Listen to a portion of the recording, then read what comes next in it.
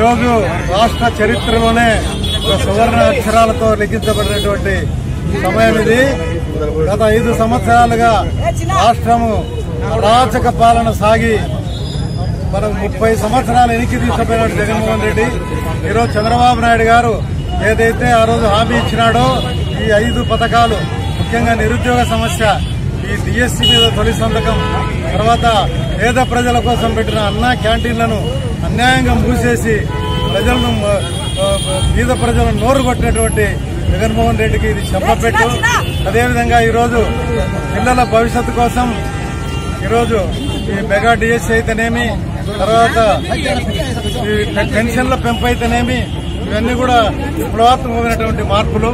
ఆ రోజు జగన్మోహన్ రెడ్డి మరి ప్రజలను మోసం చేసి ఆ రోజు 1000 రూపాయలు పెంచుతామని చెప్పి వృద్ధులకు, అక్కచెల్లెళ్లకు అని చెప్పి 1000 రూపాయలు పెంచడానికి 5 సంవత్సరాలు తీసుకున్నాడు. ఈరోజు చంద్రబాబు నాయుడు ఏప్రిల్ నుంచి చేస్తా అన్నాడు, ఏప్రిల్ నుంచి పెంచినాడు. రేపు జూలైలో 3000 రూపాయలు కలుపుకొని మొత్తం 7000 రూపాయలు ఇవ్వబోతున్నాడు. అదేవిధంగా నిరుద్యోగ విద్యార్థుల కోసం అని చెప్పి ఈరోజు ఈ స్కిల్ డెవలప్మెంట్ అనేది మళ్లీ కార్యాచరణలోకి తీసుకొచ్చి పిల్లలకు భవిష్యత్తు ఉండాలా, ఉద్యోగ అవకాశాలు కల్పించాలని చెప్పి ఈరోజు చంద్రబాబు తీసుకునే నిర్ణయాలు చాలా గొప్ప నిర్ణయాలు. గతంలో కూడా చంద్రబాబు నాయుడు ఈ స్కిల్ డెవలప్మెంట్ కార్పొరేషన్ ద్వారా వేలాది మంది ఉద్యోగాలు ఇప్పిస్తే ఈ మున్నా కొడుకులు ఆయన జైల్లో పెట్టి అన్యాయంగా 53 రోజులు చేశారు.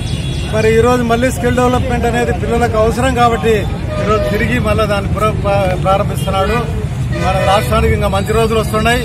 ఈ యొక్క దుర్మార్గుని పరిపాలన అంతమొందించి ప్రజలు అఖండ మెజారిటీ ఇచ్చినందుకు ప్రజలందరికీ పేరు పేరున హృదయపూర్వక పాదాభివందనాలు తెలియజేస్తున్నాను.